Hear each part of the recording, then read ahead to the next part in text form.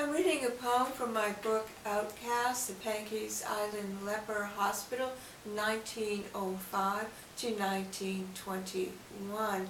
With the sudden break of leprosy in Massachusetts, the state decided they needed a place to put the patients far from the rest of the community and picked this really tiny island about 15 miles offshore, one of the Elizabeth Islands. I'm going to read a poem about Isabelle Barros. All these poems are persona poems written about the very real patients who lived on the island diagnosed with the disease. And I'll start with a brief bio of the patient. Isabelle Barros. She was 27 years old at Cape Verdian, was diagnosed on April 24, 1905, and isolated in her home until the opening of the colony, November 18, 1905. So she was one of the first of the 5 patients who first went to the island.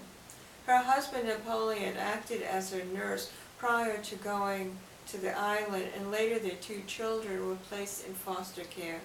After 5 months, she gave birth to a boy whom she was allowed to keep for 20 days before the child was remanded to the Board of Charity. At one point, Dr. Edmonds, the first doctor of the island, said she was cured and she was almost sent home.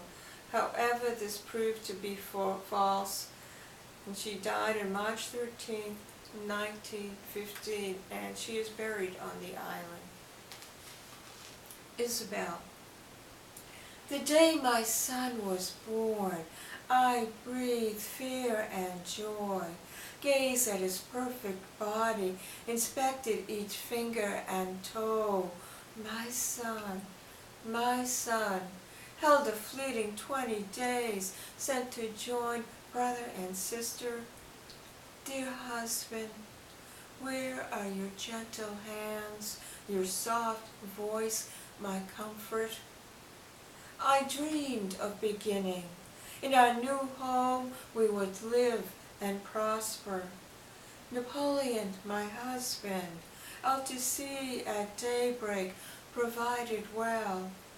The children came, first lovely Agnes, then a son strong of limb and lung. He howled so hard, I thought he called the devil to our home. Perhaps he did. Another woman holds my children, presses their clothes, sends them to school, and Napoleon, who cares for you? Dr. Edmonds whispered joy into my heart, said the word cured, until the new doctors came and slammed my joy hard on the rocks. Husband, my arms are empty. I can't hear my children's cries. My home, 1 room and a narrow bed. Your letters softened by my tears. This is not the beginning I bargained for.